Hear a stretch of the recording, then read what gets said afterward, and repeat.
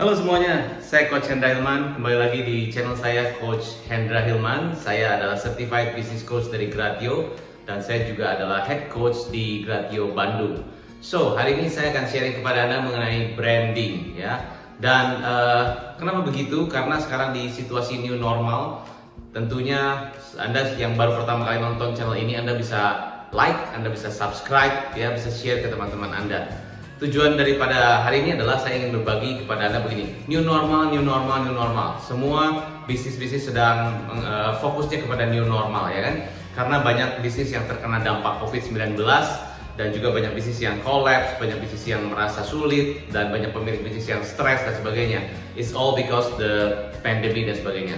Tapi kembali lagi the mindset cara pikir kita, bukan kita terlena dengan faktor eksternal. Oh, ini ekonomi begini, oh pandemi lah, nanti ada covid begini, oh, semuanya kena, customer kita nggak beli, supplier kita juga susah dan sebagainya. Pokoknya Anda komplain semua about faktor eksternalnya. Nah, justru yang saya ingin fokuskan adalah bukan faktor eksternal, justru faktor internal itulah yang harus kuat. Ya, ibaratnya tubuh kita, ya kita lebih tahu kesehatan tubuh kita seperti apa, ya. Misalnya kita lihat cuacanya nggak bagus, ya, mungkin hujan, nanti panas, nanti hujan, nanti panas, nanti hawanya anginnya kenceng dan sebagainya. Kita tahu situasi tidak bagus di luar sana, faktor eksternal.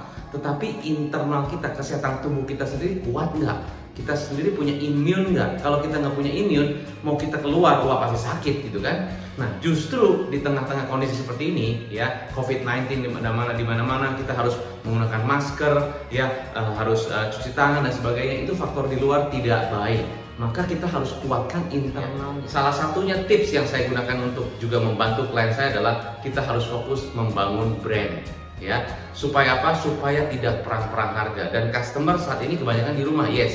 Mereka ngapain? Ya, mereka browsing, mereka melakukan meeting online, mereka melakukan aktivitas dengan online dan sebagainya. Yes, semua sudah masuk ke online. Tapi apa yang harus Anda lakukan di new normal ini? Ya, tentunya harus membangun brand. Supaya apa? Karena orang membeli produk, membeli jasa, membeli servis apapun itu melihatnya brand Anda.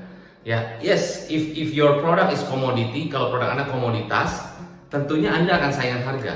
Dan kalau saingan harga, ya lama-lama profit Anda akan berkurang. Dan kalau profitnya berkurang, penjualannya juga berkurang, customernya berkurang, gimana Anda bisa pertahankan bisnis Anda? Salah satu klien saya, dia toko peralatan party, pesta, party props gitu kan. Gimana nih coach caranya supaya saya bisa tidak perang harga? Karena saya sudah coba di sini semuanya perang harga, customer cari yang lebih murah. Yes.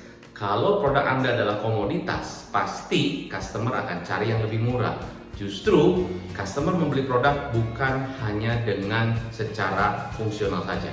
Jadi ingat, pelajaran pertama, boleh Anda catat, pelajaran pertama membangun brand adalah begini.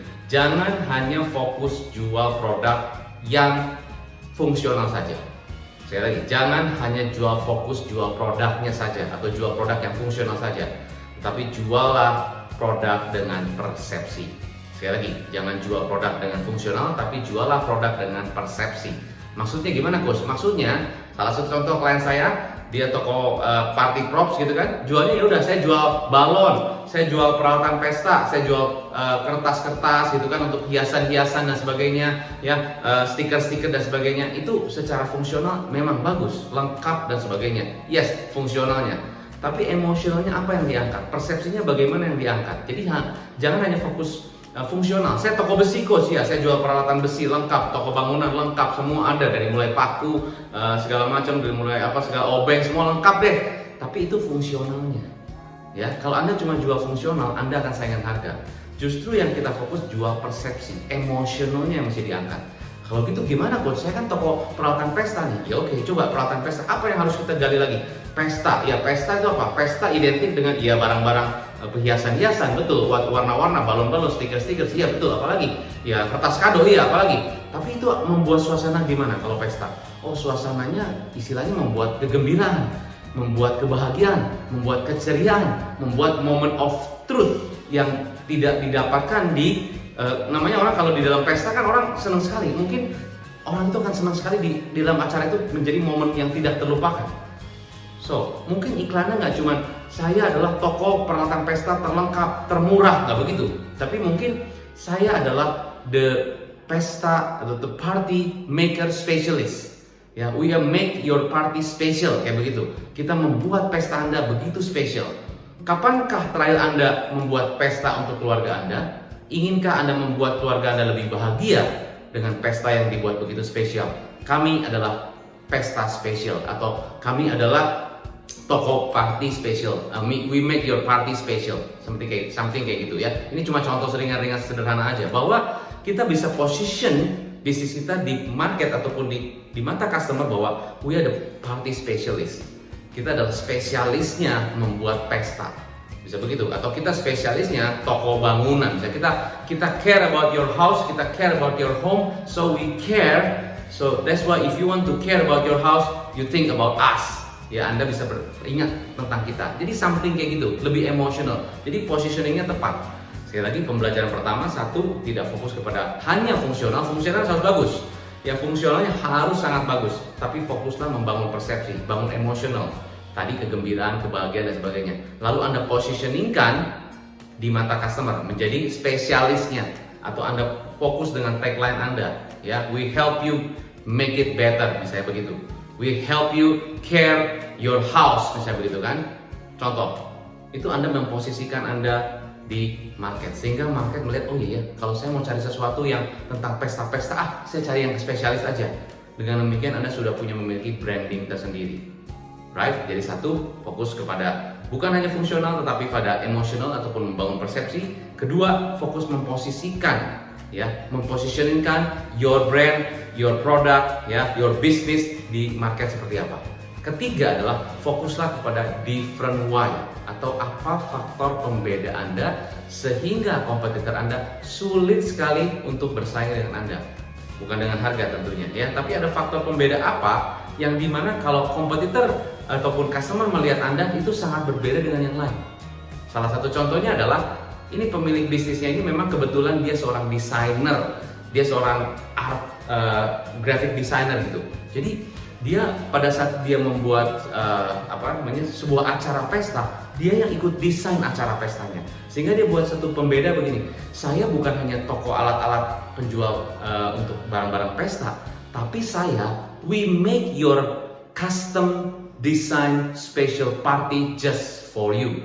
So kalau Anda punya keluarga yang berulang tahun, karena desainer, saya desainkan pesta Anda sesuai dengan tema, sesuai dengan karakter, sesuai dengan budaya yang ada di dalam keluarga itu. Karena saya sebagai seorang desainer dan saya juga punya produk-produk yang peralatan pesta, sehingga saya desainkan pesta Anda sedemikian sehingga your party is unforgettable moment for you. Kayak begitu. Nah, Bapak Ibu sekalian, para pengusaha, para pemilik bisnis, sekali lagi saya ulangi, jika Anda saat ini merasa, coach, kenapa saya harus perang-perang harga, kenapa customer kok malah pindah ke kompetitor, kenapa saya kayaknya tidak dilihat sebagai ada bisnis yang kok nggak dibilangnya sama dengan yang lain, cuma bedanya harga. Nah, Anda mulai start bangun brand. Fokuslah bukan hanya jual fungsional, tapi bangun persepsi. Kedua, fokuslah memposisikan produk Anda, memposisikan brand Anda, memposisikan bisnis Anda di market sedemikian sehingga mereka melihat sesuatu yang beda. Salah satunya dengan tagline yang berbeda. Lalu konsistensikanlah di sosial media, di Google, di YouTube dan sebagainya. Anda bisa konsisten seperti itu.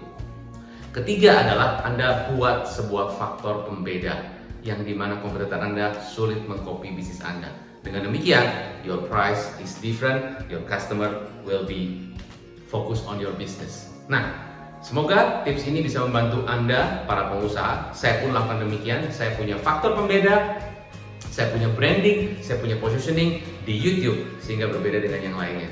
Hopefully my tips will benefit to you and success to you. Stay safe, stay healthy. Take care. Salam pengusaha.